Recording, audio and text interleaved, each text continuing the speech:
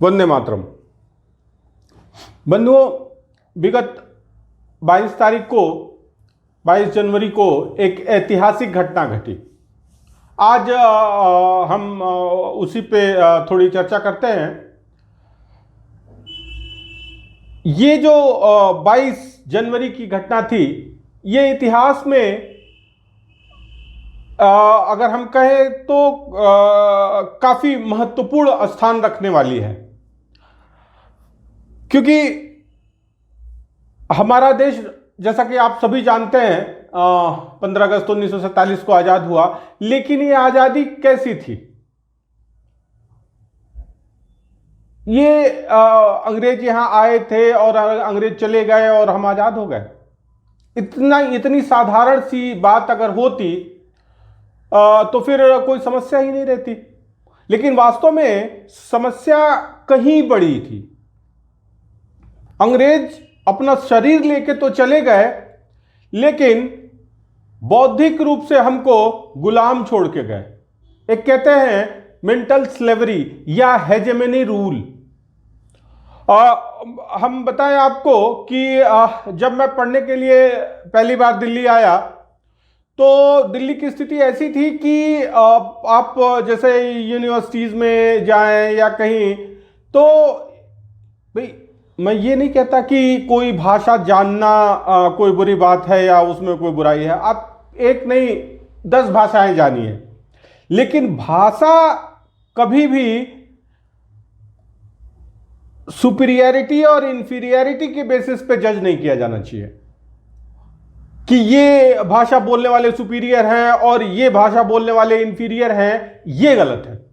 यानी कि भाषा, लैंग्वेज के आधार पे अगर हम ये बंटवारा करते हैं, डिवीजन करते हैं सुपीरियरिटी और इंफीरियरिटी की, कि भाई ये भाषा बोलने वाला आदमी ज़्यादा प्रभावशाली है, तो कहीं ना कहीं समस्या उत्पन्न होती है। और उस समय दिल्ली की स्थिति ऐसी ही थी कि अगर आप इंग्लिश में कम्युनिकेशन स्किल्स अच्छे नहीं हैं, भाई language is just a mode of communication. हम अपनी बात दूसरे तक पहुंचा सके, भाषा का बस इतना ही कार्य है। अभी भी विश्व में 615 भाषाएं ऐसी हैं कि जिसमें हम टेलीफोन के पे बात नहीं कर सकते हैं। कारण क्योंकि उसमें बहुत सारे फेशियल एक्सप्रेशंस, हैंड मूवमेंट, सारा मिला के वो लैंग्वेज बना हुआ है। तो इसका मतलब ये थोड़े है कि वो अपना जो कहना चाहते हैं वो कम्युनिकेट नहीं कर पाते हैं। बिल्कुल कर पाते हैं। तो भाषा क्या है? एक माध्यम है अपनी बात दूसरे तक पहुंचाने की। इससे ज्यादा अगर भाषा को आप महत्व देते हैं तो कहीं ना कहीं आप मानसिक रूप से लकवाग्रस्त हैं, या मानसिक रूप से हम कहें कि हैंडीकैप्ड है। दिल्ली की स्थिति भी ऐसी ही थी।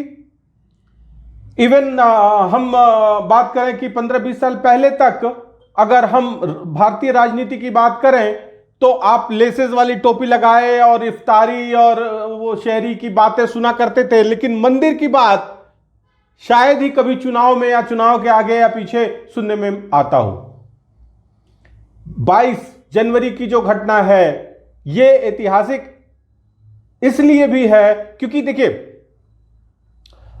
बहुत लोग, विपक्ष के लोग इसको राजनीतिक का एक स्टंट कह सकते हैं। कुछ लोग इसको वोट पाने के लिए या चुनाव के मद्देनजर इसको कह, कुछ भी, भाई सबका अपना अपना इंटरप्रिटेशन हो सकता है। जिसकी, भाई आप कहते हैं ना कि दुनिया कैसी मेरे जैसी। हर व्यक्ति अपनी मानसिकता के हिसाब से, जैसे तुलसीदास जी ने लिखा है कि जाकी रही भावना जैसे प्रभु मूरत देखी तिन तैसी। तो भाई ईश्वर को देखने का भी नजरिया लोगों का बदल जाता है। तो ये तो एक प्राण प्रतिष्ठा का विषय था और जिसमें प्रधानमंत्री और मुख्यमंत्री शामिल हुए थे। वास्तव में केवल इसे हम राजनीतिक या धार्मिक दृष्टिकोण से, धार्मिक का तो अगर एग्जैक्टली क्या कहें, मतलब पूजा पद्धति के दृष्टिकोण से नहीं देख सकते। राम आराध्य हैं, इसके कई कारण हैं। राम भारतीय सभ्यता और संस्कृति को एक सूत्र में पिरोने का माध्यम भी है। राम भारतीयों के लिए उनके एक कहते हैं कि गर्व का विषय भी हैं। एक समाज में सामंजस्य बिठाने का माध्यम भी हैं। एक कहते हैं कि कॉन्फिडेंस बढ़ाने वाला। भाई एक व्यक्ति जो अपने छोटे भाई और अपनी पत्नी के साथ जंगल में जाता है और जंगल में जाके केवल अपने एक कहते हैं कि कम्युनिकेशन स्किल से लोगों को जोड़ने की जो उनकी क्षमता थी, उसके माध्यम से इतनी बड़ी सेना खड़ी कर लेता है, लोगों को एक सूत्र में बांधने का संदेश देता है और कहते हैं त्रिलोक विजयी एक आतताई को पराजित करता है। तो ऐसे अगर व्यक्ति की संतानें अपने आप पे गर्व क्यों न करें। वास्तव में अंग्रेजों ने हमको सबसे पहला जो अंग्रेजों ने किया, अंग्रेजों ने हमको हीन बताया, कमजोर बताया, अपना शासन सत्ता संभालने के लिए अयोग्य बताया। तो धीरे धीरे समय के साथ, और चूंकि उसके पहले 800 साल इस्लामिक परतंत्रता रही भारतवर्ष में, तो धीरे धीरे हमारा कॉन्फिडेंस चला गया। हमारा जो हमारे ऊपर एक आत्मविश्वास था वो कहीं ना कहीं धीरे धीरे करके खत्म हो गया और परिस्थितियां ऐसी बन गई कि हम दूसरे की परंपरा कॉपी करने में व्यस्त हो गए। जैसा कि मैं बार बार जिक्र करता हूं, दीपांकर गुप्ता लिखते हैं मिस्टेकन मॉडर्निटी में कि भाई हम वेस्ट टॉक्सिकेटेड हो गए, हम मतांध हो गए, नशे में आ गए, दूसरे को कॉपी करने में के चक्कर में हम एक तरह से व्यसन के शिकार हो गए। हम उस स्तर तक उनको कॉपी करने लगे। और ऐसा क्यों हुआ? क्योंकि हमारे अंदर इतनी बुरी तरह से इंफीरियरिटी भर दी गई थी, इतनी हीन भावना इस कदर भर दी गई थी कि हम सबसे नीचे हैं और सारे हमसे अच्छे हैं, ऐसी भावना बन गई थी। भाई हमारी जो सभ्यता और संस्कृति रही है, हम किसी को छोटा बनाने या बताने में भरोसा नहीं रखते, लेकिन हम छोटे हैं ये बात भी हम स्वीकार नहीं कर सकते। भाई जर्मन्स हैं, जर्मनी के लोग अपनी भाषा पे उनको इतना गर्व है कि अगर कहीं इंटरव्यू देना है या कुछ ऐसा है तो सामान्यतः वो अंग्रेजी भाषा का प्रयोग नहीं करते, और अगर इंटरप्रेटर नहीं है या पत्रकार को जर्मन नहीं आती है तो वो नहीं इंटरव्यू देगा। लेकिन हम अपने ही देश में अगर रेस्टोरेंट में जाके ऑर्डर करना हो तो हम कोशिश करते हैं कि उसमें किसी भी तरह से खींच खाच के अंग्रेजी बोल के अंग्रेजी में ही ऑर्डर करें। अरे क्यों? हिंदी में ऑर्डर नहीं लेगा। भाई आप पे कर रहे हैं, आप पैसे दे रहे हैं, वो आपके लिए ही वहां बैठा है, वो उसको हिंदी अंग्रेजी से क्या मतलब है? लेकिन नहीं, ये क्या है? इसके लिए टर्म दिया गया है जेनोसेंट्रिज्म, जेनोसेंट्रिक मेंटालिटी, मानसिकता। ये जो हीन भावना से ग्रसित मानसिकता है कि हमारी सभ्यता हल्की है, हमारी सभ्यता छोटी है। मैं आपको बताऊं कि आज के 15 साल 18 साल पहले जय श्री राम बोलना या इस तरह की बात करना, स्टीरियोटाइप, ऑर्थोडॉक्स, पारंपरिक, पुराने समय की बात, इस तरह की बातें की जाती थी। लेकिन आज हम देखते हैं छोटे छोटे बच्चों को माएँ लेके जाती हैं और हमने अपने यहाँ एक प्रभु श्री राम का चित्र लगा रखा है, तो वो प्रणाम कराती हैं, फिर आगे बढ़ती हैं। हमें बड़ा अच्छा लगता है। बच्चे आते हैं पढ़ने, गुड इवनिंग की जगह अब वो जय श्री राम बोलते हैं और भाव से बोलते हैं। देखिए एक और चीज है, कभी कभी हम कुछ चीजों का शुद्ध, अगर हम कहें कि कुछ ऐसी चीजें हैं जो पवित्र हैं, उनका दुरुपयोग करने लगते हैं हूटिंग के लिए या किसी और कार्य के लिए, चिढ़ाने के लिए, जो कि गलत है। ये आप तो इसको हल्के में ले रहे हैं। भाई देखिए को बहुत सारी चीजें हैं, आप अपने पिताजी को प्रणाम करते हैं तो क्या आप उनका मजाक उड़ा रहे हैं? नहीं ना। तो वैसे ही बहुत जगह सुनने और देखने में आ रहा है कि जय श्री राम का जो उद्घोष है ये ईव टीजिंग के लिए या किसी को परेशान करने के लिए या उपहास में हम बोल रहे हैं, जो कि गलत है। आप अगर अपनी सभ्यता, संस्कृति और परंपराओं का सम्मान नहीं करेंगे तो दूसरा कोई नहीं आएगा करने। पहले आप सम्मान करें। तो अगर हम जय श्री राम बोल भी रहे हैं तो भाव के साथ बोलें, भाव का अभाव नहीं होना चाहिए।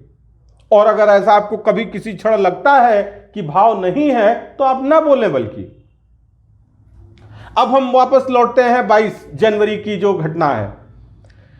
जितने लोग कह रहे हैं कि ये राजनीतिक प्रोपेगेंडा है और ये है वो है, उस दिन पक्ष हो या विपक्ष हो, भाई जिसको आयोजन का आमंत्रण निमंत्रण मिला था, जिसको नहीं मिला था, जो राजनेता विपक्ष के भी हैं, सब किसी न किसी मंदिर में उस समय उपस्थित थे। ये किस बात को सिद्ध करता है? ये इस बात को सिद्ध करता है कि अब आप अपनी परंपराओं से विमुख होके अस्तित्व में नहीं रह सकते। आपको अपनी परंपराओं का ध्यान रखना पड़ेगा। और यह देखिए, आत्मविश्वास जागृत करने के लिए यह आवश्यक है कि हम मानसिक रूप से सबल हों, प्रबुद्ध हों। भाई देखिए, बुद्धि तो हमारे पास है ही है, लेकिन हम अपने अंदर जो आत्मविश्वास जो हमारा हिल गया था, उस आत्मविश्वास को रीगेन करने का यह सबसे अच्छा अवसर है। देखिए, 1947 में भारत आजाद हो गया, भौतिक रूप से अंग्रेज चले गए, लेकिन अपना एक हेजेमोनिक रूल, एक हमारी कहते हैं ना बौद्धिक दास्ता हमको देके गए। हम बात करें एक अर्थव्यवस्था की, हमारी अपनी अर्थव्यवस्था, जो हमारी परंपराएं, हमारा तरीका, भाई अर्थशास्त्र एक पूरा कंप्लीट शास्त्र है वो स्टेट क्राफ्ट का। राजनीति कैसी होनी चाहिए, टैक्स सिस्टम कैसा होना चाहिए, तंत्र कैसा होना चाहिए, मतलब उसमें पॉलिटिकल साइंस भी है, पब्लिक एडमिनिस्ट्रेशन भी है और इकोनॉमिक्स भी है। हमने जो संविधान बनाया उसमें कहीं अपनी परंपराओं को स्थान नहीं दिया। कारण यही सबसे दुखद है कि हम कहीं ना कहीं गुलामी की मानसिकता से बाहर ही नहीं आ पाए थे। जो हमने अर्थव्यवस्था अपनी बनाई वो भी दूसरे का देख के। गांधी जी ने कहा था, हम गांधी जी का बार बार विपक्ष नाम लेता है कि गांधी का, और अरे गांधी की बातें याद किसको हैं?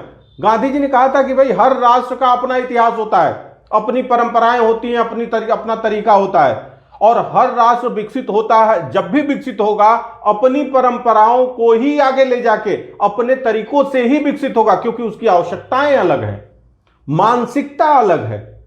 तो भारतवर्ष में ये जो बाहर से इंपोर्ट करके पंडित जवाहरलाल नेहरू ला रहे हैं व्यवस्थाएं, वो कारगर नहीं होंगी, क्योंकि वो रूट से नहीं जुड़ी हैं, वो हमारी परंपराओं से नहीं निकली हैं। तो अर्थव्यवस्था जो हमने अपनी अर्थव्यवस्था बनाई, उसके जो नीति निश्चित किए वो कहीं ना कहीं कॉपी किए हुए। हम एजुकेशन सिस्टम जिसको हम आधुनिक शिक्षा प्रणाली कहते हैं, वास्तव में ये 1944 में सार्जेंट कमीशन ने इंटरमीडिएट लेवल एजुकेशन सिस्टम दिया था, जिसके अंतर्गत हम आज तक पढ़ाई करते आए हैं और हमारे बाल बच्चे भी करते आए हैं। अगर सही मायने में देखा जाए तो 2020 में शैक्षणिक आजादी हमको मिली जब न्यू एजुकेशन पॉलिसी 2020 अस्तित्व में आई। तो ये जो 2020 वाली शैक्षणिक नीति है, इसको हम भारत की शैक्षणिक आजादी के रूप में भी देख सकते हैं। उसी प्रकार ये 22 जनवरी की जो घटना है, ये सांस्कृतिक आजादी है, ये मानसिक आजादी के तौर पे देखा जा सकता है, क्योंकि इसको सेलिब्रेट कौन कर रहा है? पूरा विश्व ने। इस एक ये जो इवेंट था, ये जो घटना थी ऐतिहासिक, उसको सेलिब्रेट अक्रॉस द ग्लोब किया गया। पूरी धरती पे लोगों ने इसको सेलिब्रेट किया,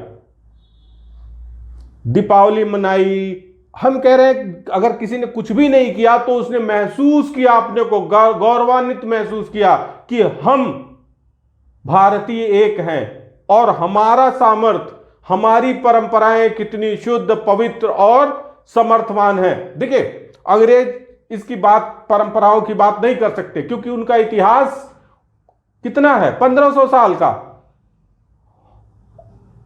ये अपना 5वीं सेंचुरी में जब गुप्ता पीरियड यहां भारत में गुप्ता रूल था, उस समय इंग्लैंड अस्तित्व में आया। अगर हम इस्लाम की बात करें तो इस्लाम भी अस्तित्व में उसी समय आया है। क्रिश्चियनिटी तो अस्तित्व में पहले आ गई थी, लेकिन जो अंग्रेज जो आज आप देख रहे हैं, इंग्लैंड ही अस्तित्व में नहीं था,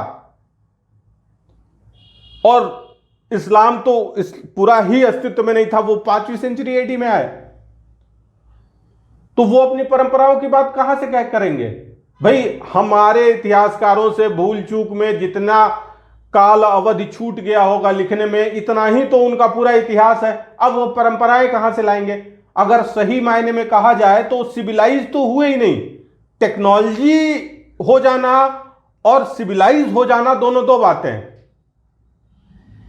भाई। कम कपड़े या बिना कपड़े के घूमना ये आधुनिकरण नहीं है।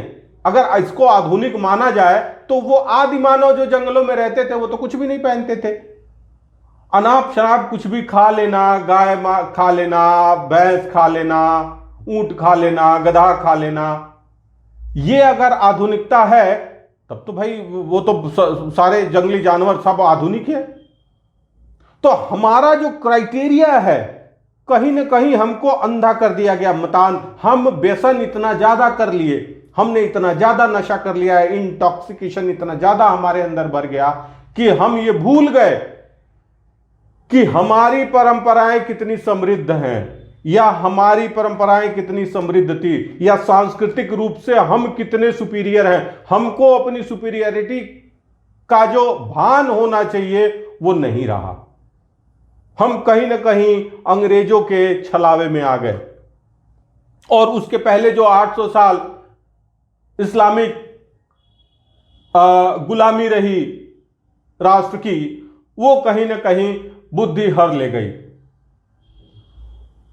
तो अब चूंकि हमारी हर प्रकार से परिस्थितियां अनुकूल हुई हैं, जिसके कारण हम ये सामर्थ्य कहें कि सामर्थ्यवान हुए हैं कि हम अपनी परंपराओं को, हम अपनी संस्कृति को, हम अपने सिविलाइजेशन को फिर से रीअफॉर्म कर सकें, उसको और मजबूती के साथ स्थापित कर सकें। तो हमें इस जो एक कहते हैं कि ये जो घटना है इसको बहुत साधारण तौर पे नहीं लेना है।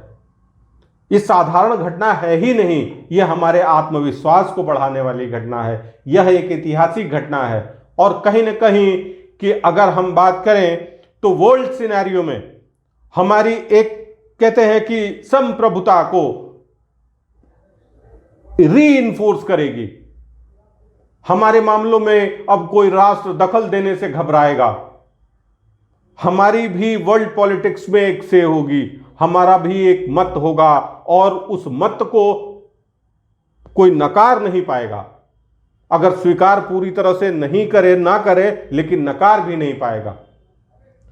तो कहीं ना कहीं ये दिन राष्ट्र की एकजुटता, परंपराओं की समृद्ध एक कहें कि समृद्ध होने का सूचक है।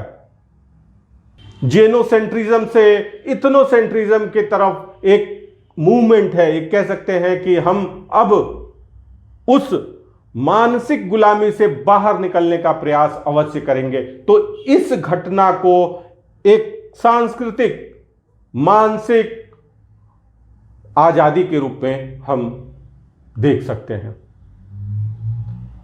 ये आज हमारा एक विचार था जो मुझे समझ में आया इस घटना का चिंतन मंथन करने के उपरांत, जो मुझे लगा कि इस घटना का क्या क्या और इम्प्लीकेशन हो सकता है, या इस घटना ये किस प्रकार की घटना थी। तो जिस नतीजे पे हम पहुंचे वो हमने आप सभी के सम्मुख रखा। आप एक बार विचार अवश्य करें। हो सकता है कि आप हमसे सहमत ना हो, लेकिन असहमत होने का भी पर्याप्त तर्क और कारण होना चाहिए। आज के लिए इतना ही। धन्यवाद।